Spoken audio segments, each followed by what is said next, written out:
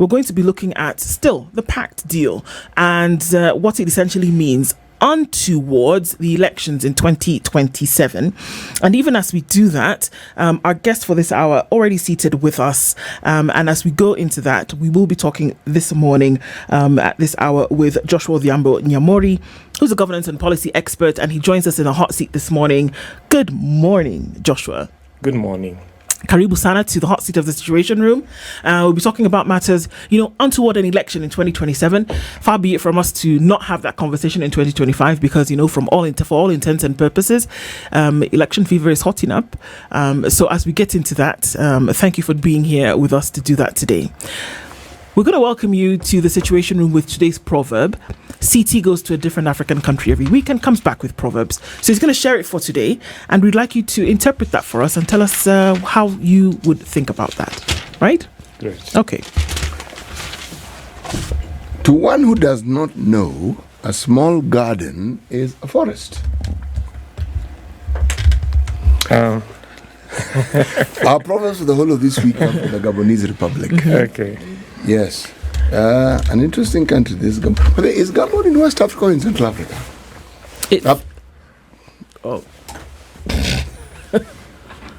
He's asking you. I'm asking both of you. Is it in West or is it in Central Africa? Gabon, I think it should be Central Africa. It is actually. Yeah. Good. Mm-hmm. You Very clearly well paid attention during the geography lesson. I left geography in Form 2, but I think I remember that. Yes. Yeah, so your proverb. Let me repeat it. To one who does not know, a small garden is a forest. I would want to relate it to a quote from Stalin. Mm-hmm. That without investigation, you should not speak.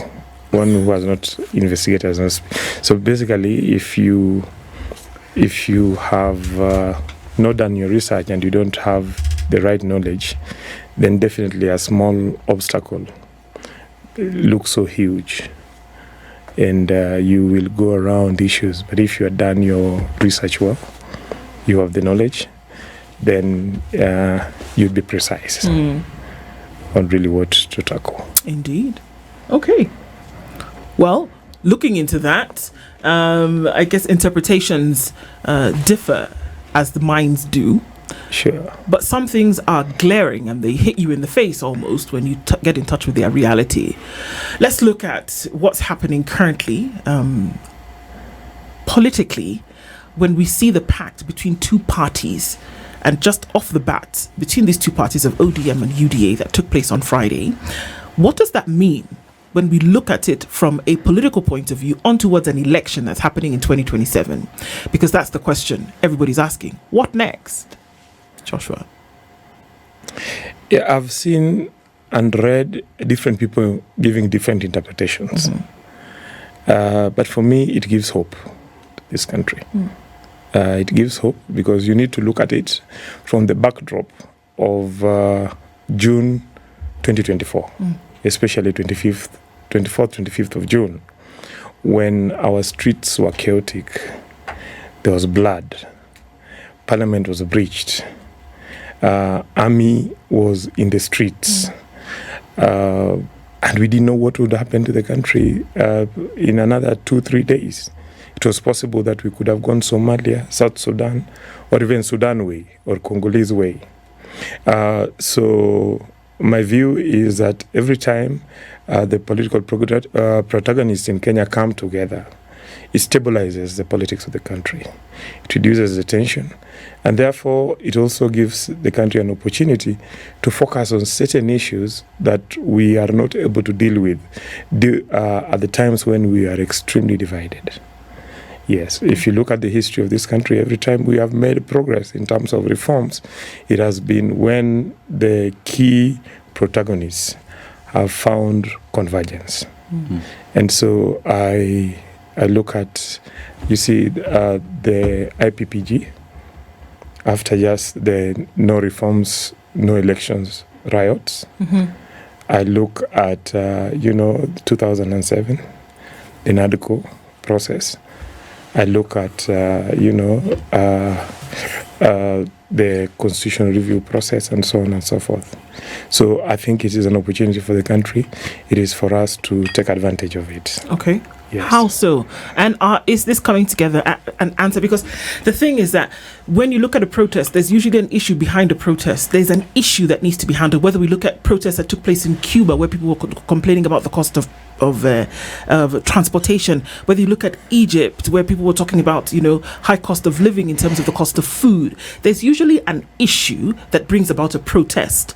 Now, if we're saying that there was an answer or a solution that was being brought, is the solution now in the coming together of these two political parties a solution to these issues that brought about this conflict in the first place? Let me borrow a word from the title of the MOU, and that is framework. My view is that the coming together establishes a framework for solution of the core problems. Because one, it enables the protagonists to sit down on a table and agree on the objectives that they want to achieve, and so that they can be able to discuss and tackle those issues and focus on the same vision and same objects. Without that, they'll be pulling apart. They will be fighting and tearing at each other.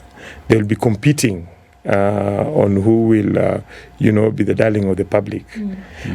Some of these reforms sometimes require even taking very unpopular decisions. And at such times, when the political class is extremely divided, it is not possible for them to sit down and make those decisions.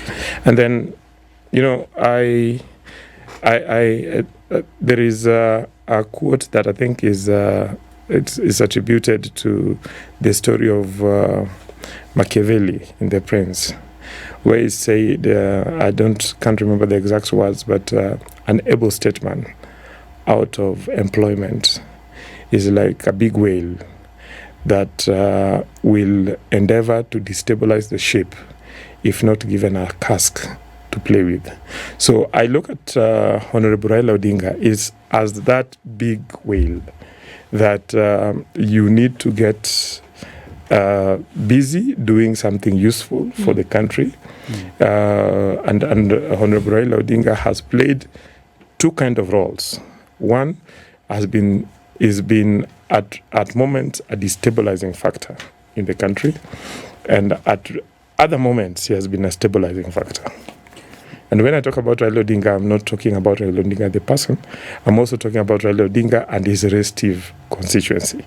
So I'm thinking that a chance on the table to be able to sit down and discuss and find solutions is actually making good use of the energy, the intellect, the experience of such an able statesman.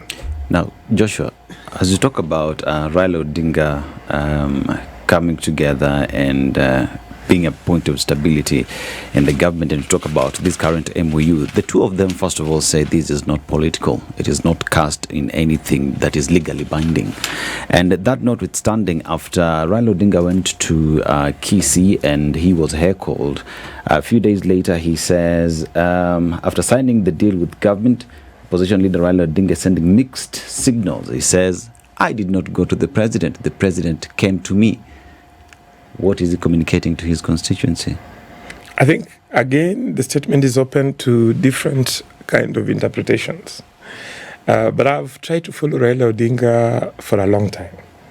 I remember I attended a rally in Kisumu when, President Moi came with the entire KANU platoon to, according to the mood of the country, to announce the merger between ODM and NDP. And then we sat at the stadium until almost 2 o'clock, and we were wondering what is happening at State House. Has this thing aborted? When they came, it is Raila who, because he spoke before the president, he said that these guys have wanted us to join their house. But we are not going to join it because we still have certain issues that need to be resolved. And so he enumerated some of those issues. He talked about constitutional review process. He talked about land reform. He talks about the issue of inclusivity, and said that for that matter, they were moving from cooperation into partnership, and that they would discuss, the merger later. So for me, I think Raila Odinga, as a politician, moves cautiously to be able to still have the space to negotiate and to be able to manage his constituency, but at the same time expressing the view that it is not really for him, and that if they disagree, then they could separate. I think that is not wrong. Because we shouldn't assume that if they come together, then, completely Raila loses his capability to make decisions. One would argue that Raila's latest pronouncements comes from the fact that his strong base for a very long time just went against him, and he now realizes that perhaps I need to go back to my position. But that notwithstanding as well, let's talk about what this does to the politics of 2027. Looks as though these leaders are coming together to secure their positions and not looking at what will benefit them, would you say?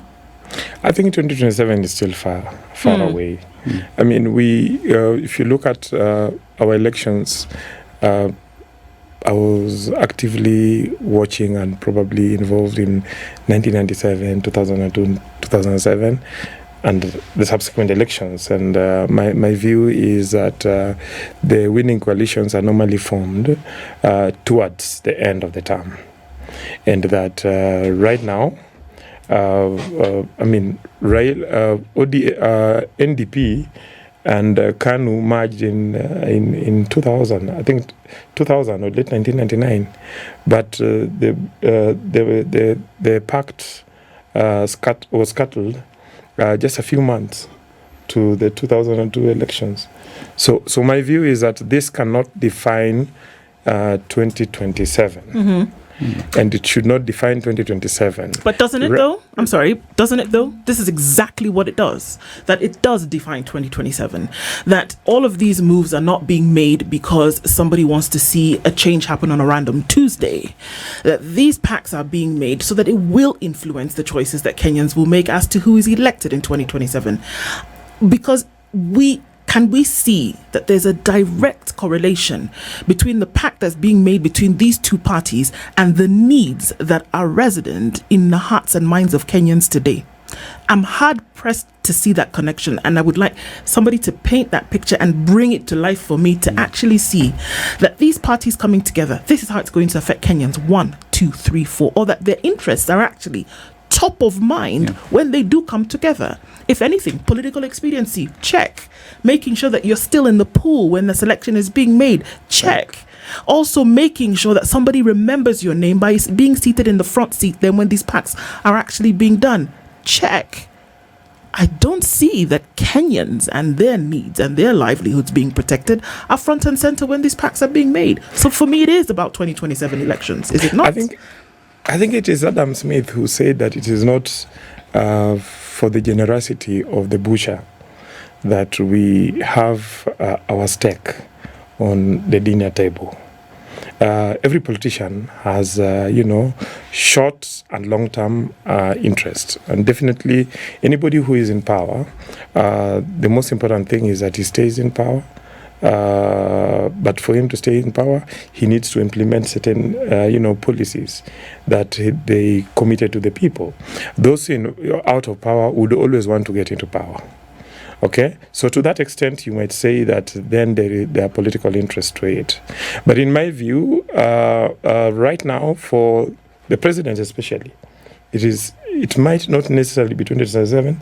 It will most likely be that parliament is stable and the streets are required.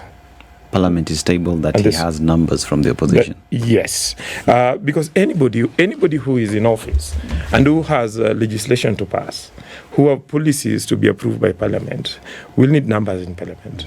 I think we will be very naive to think a president will just sit pretty and see his numbers in parliament whittling away and be comfortable that after all I will negotiate with the parliament.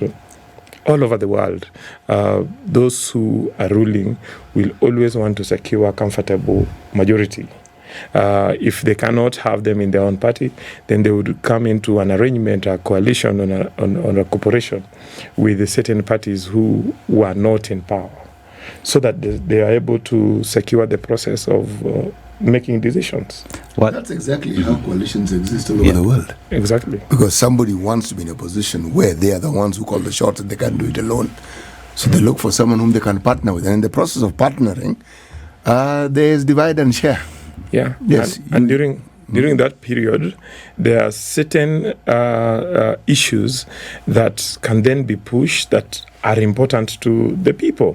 For instance, some of the issues that have been talked about in NADCO, but also in the MOU, are things that are critical to this country. The issues on electoral justice, they're critical issues that we need to look at. But we are not able to look at them when Parliament is so divided that they are not able to agree on anything. Okay, issues to do with devolution, taking money down to the counties, is important, but we will need, the politicians to be speaking from the same language, both in the National Assembly and in Parliament. We will need people at the Treasury to be able to give proposals that make sense and that speak to that. Otherwise, they will always find a reason for not pursuing those objectives. But Joshua, theoretically speaking, what you say is very true, that there have to be some form of consensus. Unfortunately, the consensus that we see doesn't always favor the citizenry. Like I've said, politicians have their own selfish interest.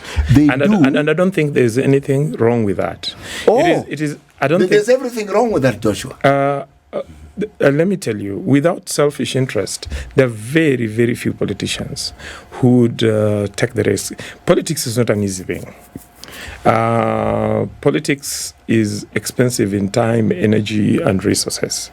And therefore, definitely... Is it voluntary or is it forced? Definitely. And that's why I'm telling you, even volunteers, there is normally something that they're pursuing. Indeed, at a number of times, some of those selfish interests then converge with, the common interest. Give me an example where selfish interest has converged and suddenly metamorphosized into public interest. I give you an example. Allow me to give you an example outside the country. Please, even two. Yeah. Abraham Lincoln was, in that election where he became president, one of the least expected to become president. He had stronger, opponents and rivals. And so in that election, when he managed to, find himself elected, and America then got into a serious crisis, the war. The Civil War. Yeah, the Civil War. And he could not prosecute it alone. He needed stability of the country. He still needed to be president. He had certain, things that he wanted to achieve, for instance, the emancipation issue, but he couldn't do it without his rivals. What did he do? He called on his rivals, and his three key rivals, he gave them key cabinet position. Secretary for State, he gave them the Treasury, and I can't remember the third one. But was it not clear? You've stated here that it was very clear what he wanted to do. Indeed. And he was bringing in his rivals as a means to an end. Indeed. Because the emancipation of slaves was a big issue for him. Indeed. So it was not for him to come and be president again, but it was to make sure that hundreds of thousands of people could actually be free. I'm trying to draw the parallel between bringing in rivals and giving them key cabinet positions or key positions in government to allow this thing that he wanted to do to become a reality. And here where we say bring people together so that I can be president again in 2027, or so that I can have a position in government in 2027.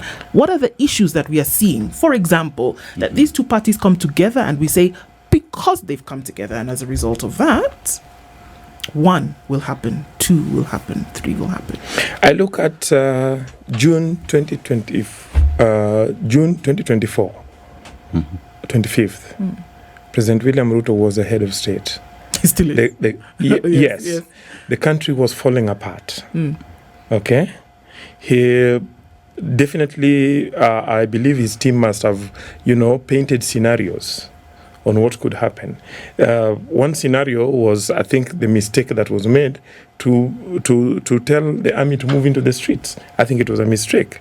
Why do you think it was a mistake, Joshua? I think it was a mistake because you cannot control the army. I mean, it was not the first time we are seeing the army in the streets in Kenya. We saw it in 1982. It is not the first time we were seeing it in other countries. And once they get out of the streets, you are not sure when they will whether they'll go back to the barracks. Yes. And whether you will control them as So what did that signify to you, that the army had to come to the streets? Definitely we were at, the point of a precipice. The country was almost falling apart. It found me in the CBD. And so I was able to see from the rooftop, firsthand what was happening. And I cried for my country. And I wondered whether grass will still be green the following day, okay, whether the sun would rise. But so at that moment, as a political leader, the foremost political leader of the country, you have the selfish agenda to sustain yourself in office. But then you also have a responsibility to give leadership to the country. He could have dismissed everybody and stayed in power and face the kind of things that we are seeing in South Sudan and other countries. He opted to reach out to across the aisle and talk with his rivals. I think that is important, and for me, I want to urge Kenyans to take a long-term view of some of these things. That we have. When I was young, I thought we could turn the country upside down and change all the mess and have the. Have you changed that view? I have done. I think I have. City. I think you've known me for a long time. I've known you for a very long time. Yes. And you knew me as an ardent street revolutionary. Yes. and but I have gotten to the point. I followed. It is Winston Churchill who said that if at 20 you are not an idealist, then you have no heart. But if at 40 you are not a realist, then you have no brain. I think over the years, experience has tempered with my idealism. I'm at the point where I realize that we can, progressively reform the country. Looking at reform, and we're going to go to a break in just a minute, but Joshua, just on that point, that there's a lot that needs reform. There's so many things. If we just look at the issues that people cry about on a daily basis, that's enough to fuel some kind of reform.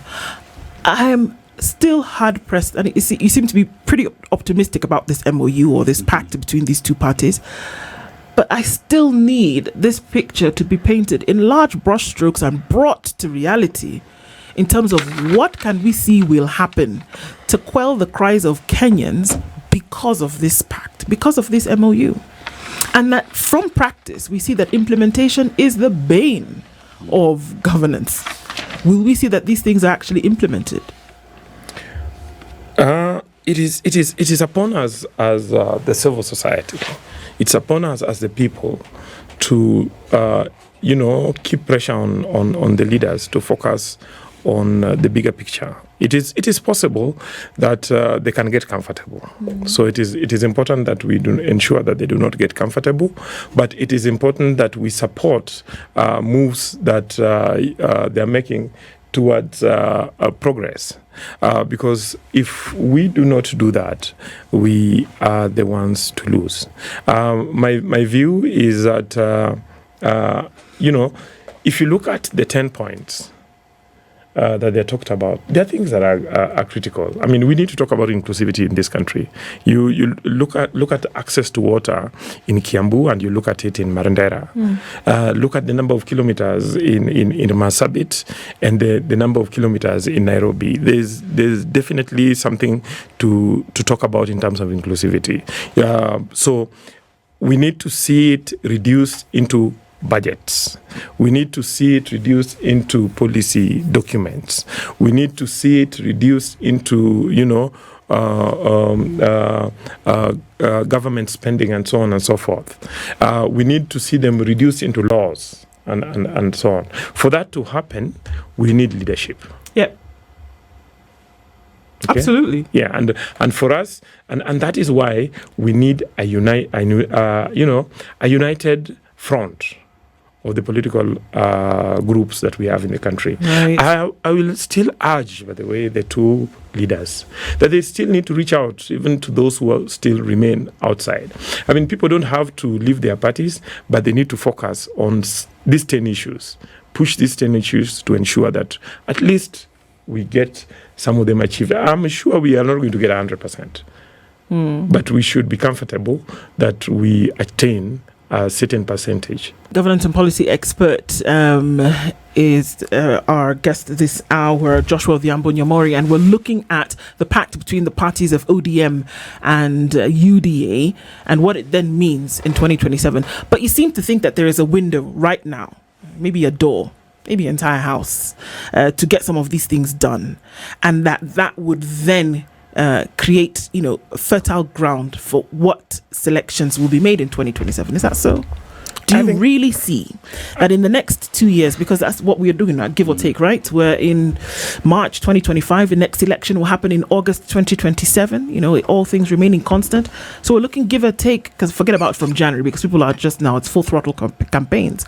So about 18 months that these 10 points will actually be addressed. And we're looking at some big items here. Corruption, reduce it significantly. Make sure that counties are accountable when it comes to the monies that they do or do not spend. Making sure that young people, or anybody for that matter, are not disappeared. Making sure that the right to protest and to meet and all of that is actually secured in Kenya today. It's implementation of the NADCO report. These are big issues, and we're talking about 18 months. In 2010, just a day or two after the draft constitution was made public, I remember we sat down as members of the civil society somewhere, and there was indication that both principals may have not been very keen on giving their support. In fact, if you go back to your records, you'll find that it took about 2 or so days before they gave their support to the draft. It took the civil society to reach out to them. It took the civil society to make calls in public. But it does not mean that they had never been committed to the constitutional review process. They were. But along the way, there were certain fears that emerged as they looked at the draft that came out of the COE. So my view is that we have this window of opportunity. We can choose to dismiss it and say that it cannot work. So let's not give them, let's not support them.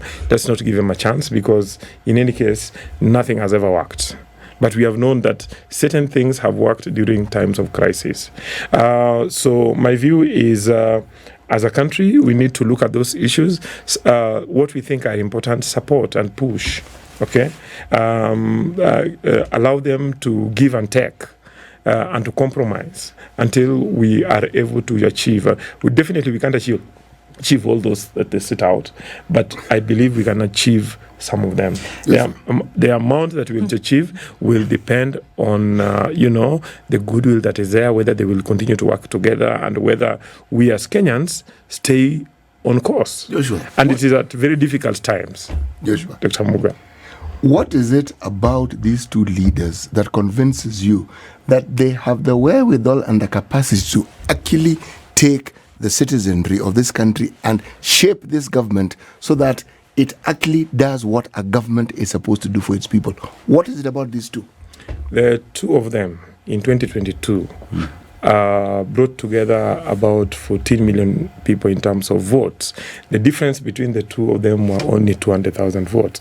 Definitely, both of them have lost certain support, but the whatever support they still have, they can be able to pull them together. Why am I saying this?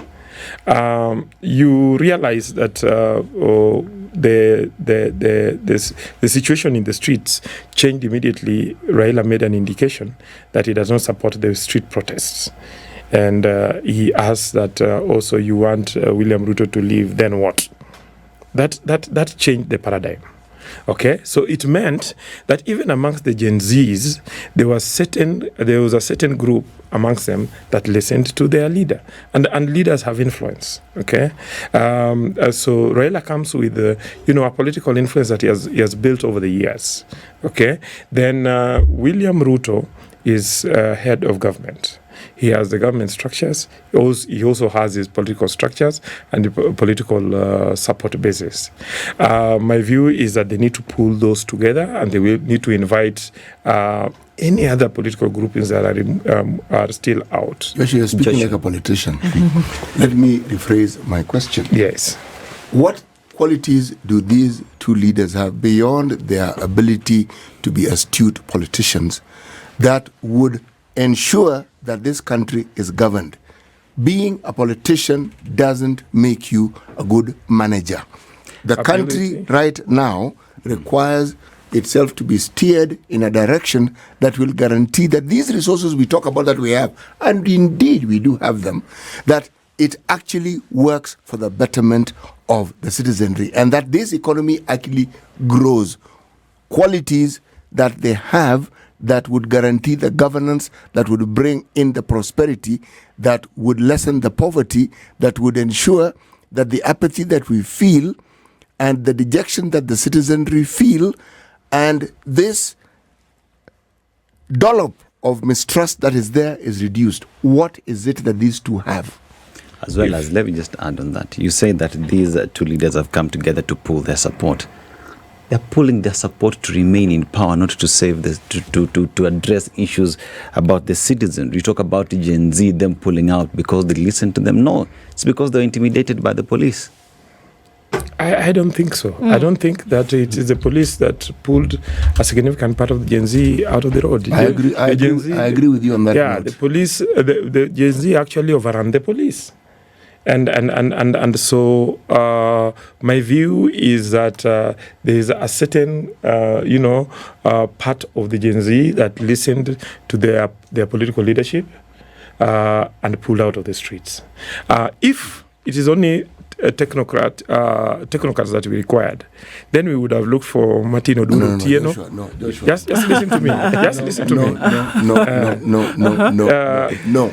In political decisions, because the country is moved forward through political decisions. You in political decisions, especially that require numbers, whether it is numbers in legislation in parliament, or whether it is numbers in terms of the public support, you basically Joshua, you set your own exam, so you're definitely going to pass it. you basically You have your own marking scheme, so Joshua, you know what I'm asking. Yeah. You see,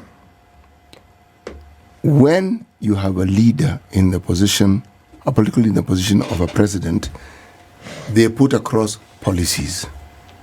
They ensure those policies are followed, and the result of those policies are what brings about the things that we all want. If you say they are policies and we are told they've been implemented and one doesn't see the changes that were promised, and this goes on, then it points to an inability. I am asking the question again. What is it about the two that will ensure, because we don't need new policies, we have policies already. We have policies. We have had the dysfunctional governance structures for many years, not only within the last 2 or 3 years. This is a country in which President Uhuru had at some point to come out in public and allow police to come back to the streets because the police sabotaged what they were trying to do with the NTSA. You remember that? This is a country in which it is said that when the police commissioner Nyaseda tried to bring reforms, then the police system actually sabotaged him, and he had to be thrown out. So what am I saying is that a number of these decisions that are to be made are decisions that would go contrary to the processes as they have been moving, to the things that are as they have been working. The president definitely needs political support for that. Okay, and I think for me that is what Raila Odinga brings. But at the same time, I think the fact that that they are able to sit down to make this decision is critical for me. But I do not disagree with that. Yes. I am a huge proponent of the Kenyan political class's ability to talk and to agree. Yes. It is a wonderful, wonderful thing. It is not that. It's what happens after the talking and the agreement. Our lived experience has been some benefit can be seen, but it's beyond the peace. Peace is good. You can't just eat it, but peace is good.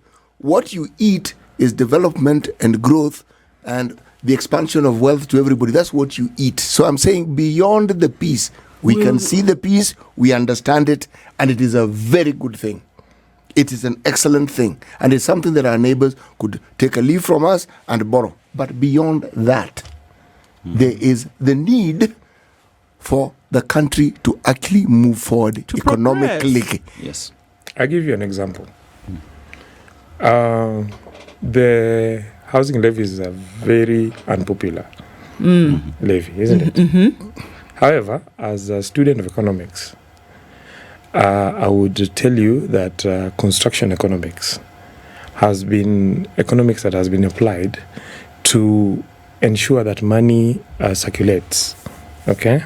And because when you spend money on construction, then it pays not only the contractor, it pays suppliers, it pays laborers, it pays those who manufacture the steel and the cement, and then this would translate to the taxi drivers and matatus and so on and so forth.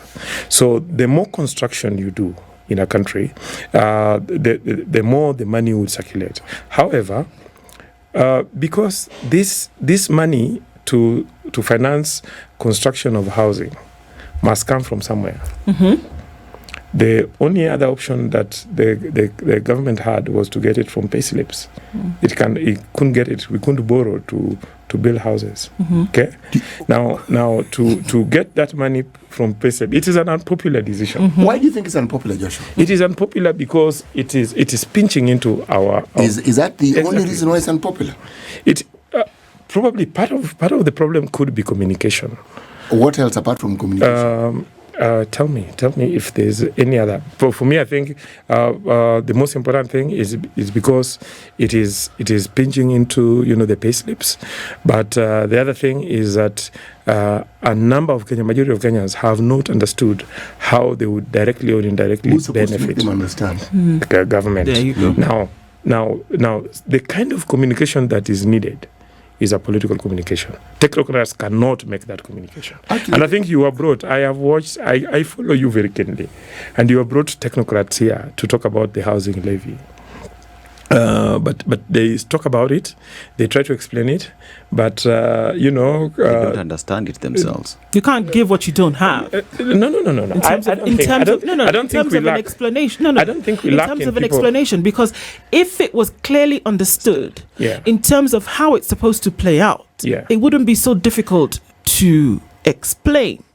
We've had many different explanations from different people who are on the government. On the same subject. The same subject from practitioners, whether it is the Ministry of Lands, whether it is housing. I have followed your discussions. I think the confusion that arises is that there were discussions that were held prior to the enactment of Affordable Housing Act. And then there were discussions that were held after the Affordable Action Act, the frameworks are extremely different. For instance, on the issue of the financing, previously it was a contribution, it was a saving, but after the act, it was it is a tax. Okay, so all this would need, the political structures to be able to understand it and communicate it and agree to communicate it, because as it is being communicated now, there are certain political groups that decide to misinterpret it. Yeah. How can you possibly misinterpret this matter, really? Yeah. You see why I asked Joshua? Yes. When you think of the subject of housing, Yeah. it is a wonderful subject. It is a wonderful thing. Okay? Governments all over the world have attempted to do this. Yeah. You create or you build houses that make it possible for people who don't earn high incomes to also have decent dwellings. True. Okay? And they are usually very highly subsidized. Okay? Sure. We've had that in this country for a very long time. They are called municipal housing. Okay? It's a good idea. I like the idea. But what is difficult about communicating and saying, we want to build these houses, we will tax you, this is how it's going to go. It's the same discussion you can ask with the Shah issue that we keep talking about. Explaining it. Even if the explanation is difficult, explain it. There'll be noise, but you have said it. If you do not hit it on the head when you should, and you vacillate and you go back and forth, then you create mistrust. And it was completely unnecessary. Dr. Muga, that is why it is important that the masses listen to their political leaders more than they listen to the technocrats. And that is why it is important that the political leadership pull together and speak one language. You get what I'm saying? No, I don't. Because without that, the technocrats can come here and explain it 10 times. But the public will not listen. But it's got to be within the interest of the said politician to actually see these things The happen. technocrats implement these things, Joshua. That's their job. How They do will you do implement that. something you don't don't understand and you can't explain with clarity? I don't think I've been listening to the discussions that have been going on here. Even the people you have hosted, I've watched very closely when you hosted the PS. I've watched when you hosted other people. There's the MP was the architect. The MP from Kisii. He's called Manduku. Yes. Talked very, very eloquently about the issue. But the issue is, so long as the politicians in the streets are still speaking a different language, the masses will listen to the politician, not listen to the technocrat. Yeah. You get me? I see. Yeah.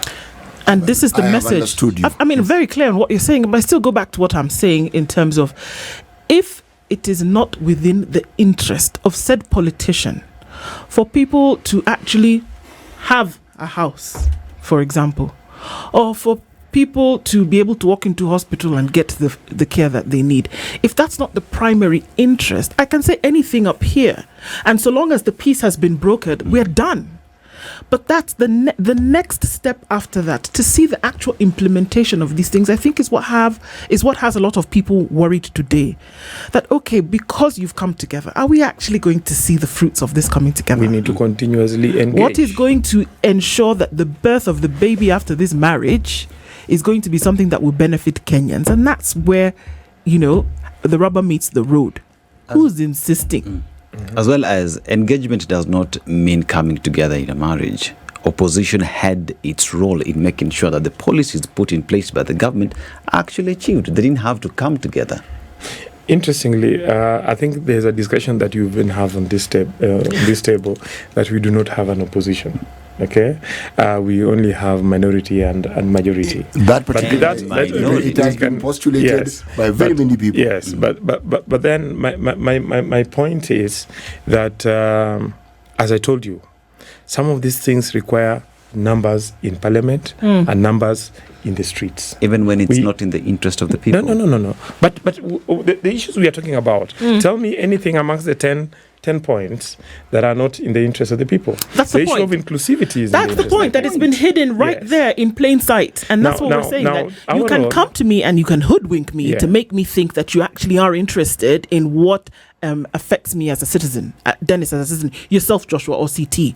But the question is beyond the 10 points, beyond the razzmatazz at KICC, beyond the documentation where people even announced it but essentially pulled themselves away from its responsibility, beyond coming together and saying, here we are, I do or I do. You remember me what happens after that? Because that's what's going to let us know whether you were interested in saying it, so that we look at you and say this is fantastic, or us actually seeing that these things will actually be implemented. You remember me talking about Adam Smith's quote of it is not in the interest of the selfish interest of the butcher that we have a steak on the table. Yes. Mm-hmm. My point is whatever the interest would be, President William Ruto's interest could be that he finishes the first term, he gets re-elected. Raila Odinga's interest could be that he is involved in government, even though he was not declared the president, and probably he continues to sustain himself even despite his advanced age in government and in politics. That could be their selfish interest.